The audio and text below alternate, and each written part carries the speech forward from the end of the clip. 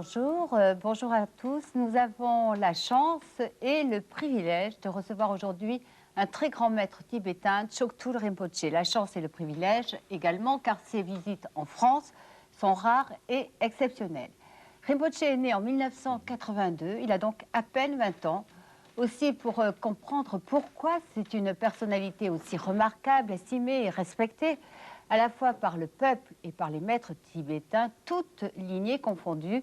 Et cette précision est d'importance. Il faut savoir notamment que lors de sa précédente existence, Rinpoché a accompagné et enseigné l'actuel Dalai Lama pendant une quarantaine d'années. Une de nos équipes s'est rendue à Veneux-les-Sablons, où il résidait pendant quelques jours. On découvre tout de suite ce reportage. Veneux-les-Sablons, près de Fontainebleau. Dakpo Rinpoché, le directeur spirituel de ce centre de pratique et d'enseignement du bouddhisme tibétain, nous a ouvert ses portes afin de nous permettre d'assister à un événement exceptionnel, la venue de Kyabje Trijang Choktrul Rinpoché. Rinpoché est âgé de 20 ans. À l'âge de 3 ans, ce jeune lama a été reconnu comme la réincarnation d'une lignée de maîtres importante qui remonte au 7e siècle de notre ère. Aujourd'hui, le Rinpoché célèbre un rituel dédié à favoriser une vie longue et auspicieuse. Il reçoit les offrandes des participants.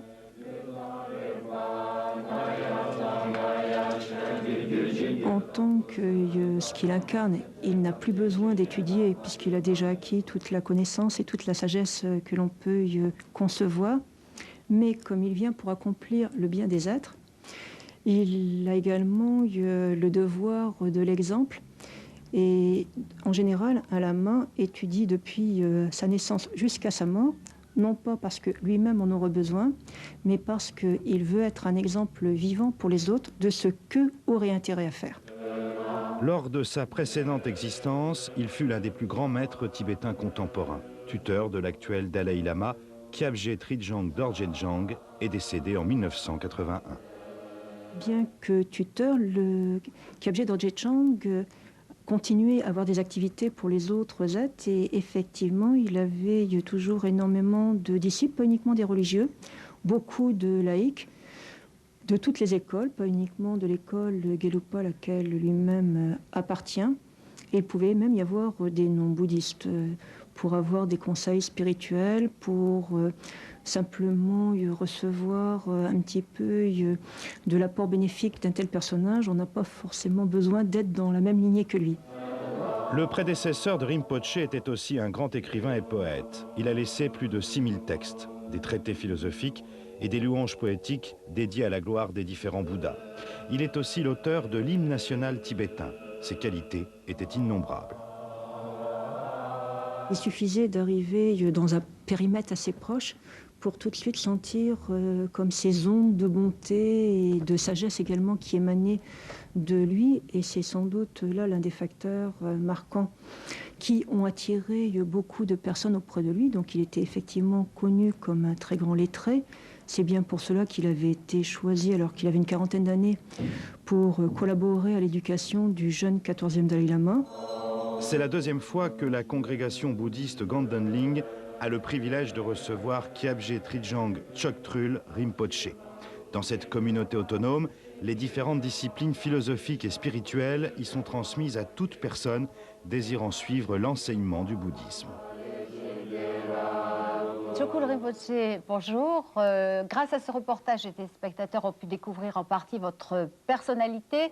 Si vous le voulez bien, on va commencer par évoquer votre précédente existence, donc votre prédécesseur, qui a accompagné Sa Sainteté le Dalai Lama pendant une quarantaine d'années. Il était son tuteur. Que représente cette fonction ?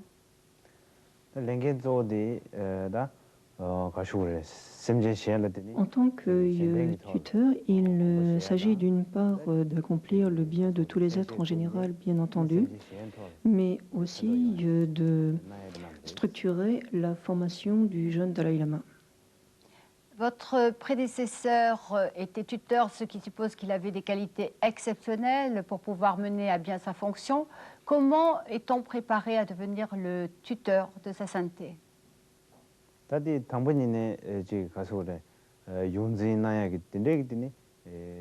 En fait, il n'avait pas envisagé de devenir tuteur, mais il avait lui-même fait les études et le parcours de tout moine tout à fait ordinaire. Mais voilà, comme il s'est fait connaître rapidement par ses qualités supérieures, c'est lui qui a été désigné en tant que le tuteur du jeune 14e Dalai Lama. Est-ce qu'on peut dire, Rinpoche, que le tuteur est à la fois un maître spirituel, un maître d'école, un enseignant, un père, un ami, un confident? Le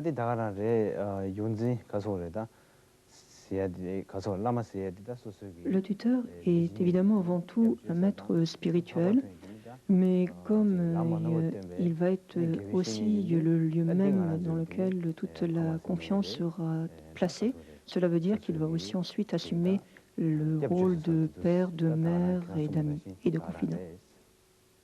C'est donc une fonction extrêmement complexe. Vous êtes plusieurs tuteurs à l'assumer. Comment ça se passe?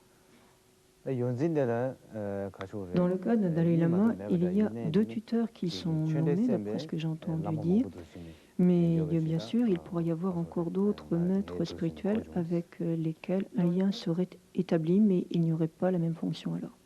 En résumé, il y a 2 tuteurs principaux et des maîtres spirituels qui vont enseigner le Dalai Lama à un niveau uniquement spirituel, alors que vous vous occupez aussi du niveau de la relation politique, notamment dans le pays et avec l'étranger. Les 2 tuteurs ont un rôle dans la durée, c'est-à-dire que c'est eux qui apprennent finalement tout au jeune lama, sur le plan spirituel comme temporel, et ce depuis les rudiments, c'est-à-dire depuis l'alphabet tout simplement, alors que les autres maîtres spirituels auront un rôle ponctuel pour transmettre une initiation, pour expliquer un texte en particulier, sans plus. Alors nous allons revenir à votre existence actuelle, Rinpoche. Est-ce que vous êtes né au Tibet, en Inde? Comment ça s'est passé concrètement? Est-ce que certains signes ont annoncé votre venue?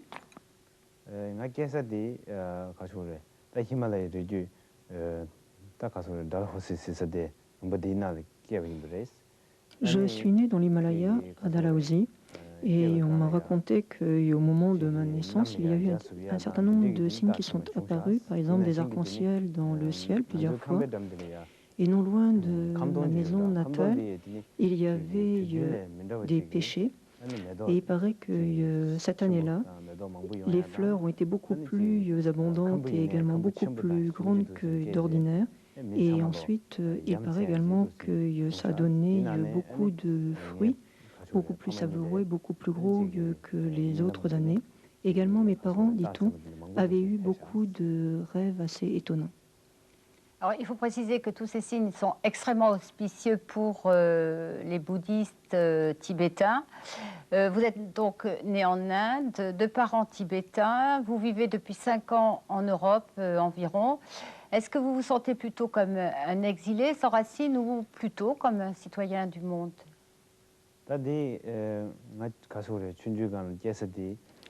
Je suis né en Inde et c'est vrai que mes parents tibétains étaient réfugiés et pourtant je n'ai jamais l'impression d'être en exil. Au contraire, où que je me trouve, j'ai toujours l'impression d'être dans mon pays. Alors pour nous, occidentaux, Rinpoche, vous êtes un exemple vivant de ce qu'a enseigné le Bouddha, à savoir le bonheur est avant tout intérieur. Vous avez une grande capacité d'adaptation. Que ce soit avec les Occidentaux, vous savez les comprendre, vous mettre à leur niveau. Est-ce la méditation, par exemple, qui vous a appris à développer toutes ces capacités, à être bien, quel que soit l'endroit où vous soyez?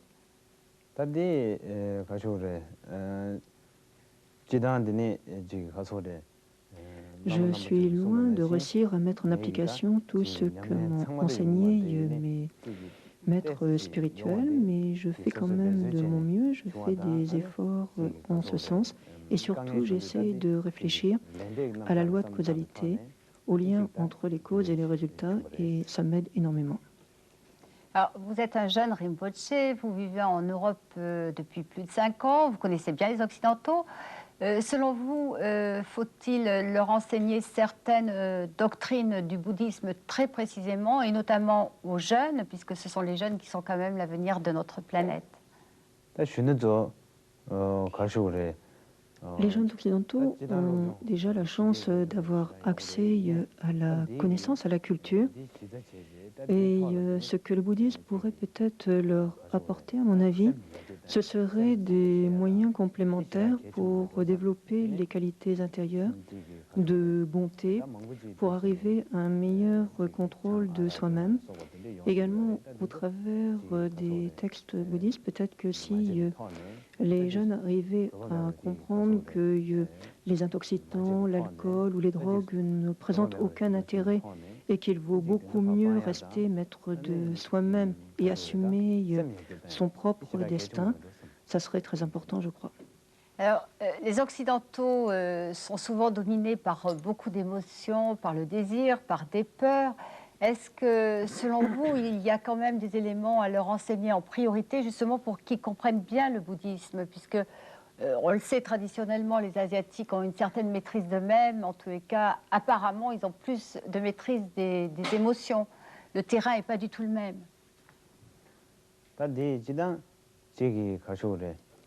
Il me semble que, qui que l'on soit, d'Orient ou d'Occident, on ressent sans doute les mêmes émotions. La différence va porter sur l'expression extérieure. Alors pour un bouddhiste pratiquant, c'est vrai que comme il peut utiliser la méditation, qu'il peut cultiver en lui les qualités telles que la patience, sans doute que cela l'aide énormément, mais sinon je ne pense pas qu'il y ait tant de différence que cela entre les êtres. Alors, on va prendre un exemple d'une pratique à enseigner en priorité à nous, occidentaux, qui vivons avec une autre culture quand même et en étant sans arrêt pressés par le temps, sans arrêt stressés, etc. Quelle pratique vous enseigneriez en priorité à des occidentaux qui manquent de temps? Ce qu'il faut, c'est une pratique quotidienne et régulière. Et par exemple, prendre l'habitude de chaque jour se concentrer un instant sur le double mouvement de la respiration et petit à petit ajouter à cette méditation fondamentale d'autres réflexions au fur et à mesure que l'on obtiendrait de meilleures connaissances, de sorte à bientôt réussir à produire l'esprit d'éveil, c'est-à-dire l'altruisme vis-à-vis des autres êtres, puisque le but, c'est également d'avoir de plus en plus de bonté vis-à-vis des êtres. Alors on va finir par un dernier message que vous allez peut-être pouvoir adresser aux téléspectateurs qui sont nombreux à vous regarder. Quel message avez-vous envie de leur adresser? Qu'avez-vous envie de leur dire? Tout au long du XXe siècle, en Occident, on a accompli des progrès scientifiques et techniques considérables. Et je crains que si on ne s'efforce pas d'accomplir le même genre de progrès sur le plan intérieur en parallèle, cela risquerait d'entraîner des conflits et des heurts toujours plus violents. Autrement dit, je pense qu'au fur et à mesure que l'on fait des progrès sur le plan extérieur, il faut s'arranger pour en faire tout autant, si ce n'est plus, sur le plan intérieur. D'autant plus qu'on peut facilement constater que tous les êtres sont comme nous, ils ne veulent pas de la souffrance, ils veulent le bonheur, pas uniquement un bonheur éphémère et provisoire, mais ils ont envie légitimement du bonheur durable, du bonheur suprême. Et je crois donc qu'il faudrait travailler en ce sens pour obtenir le bonheur, mais pas pour soi tout seul, pour l'ensemble des êtres.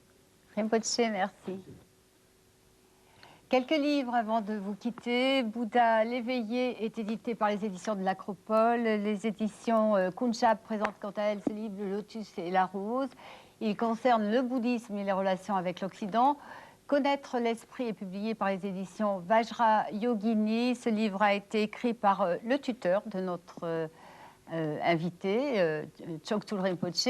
Et cet ouvrage de Fabrice Midal sur les mythes et dieux tibétains est publié au Seuil. Je vous rappelle notre adresse si vous souhaitez plus d'informations. UBF, boîte postale 240 étoiles, 75 770 Paris, CEDEX 16. Merci de votre fidélité. Merci de nous avoir accompagnés. Très, très belle journée à tous. Excellente semaine. À dimanche prochain.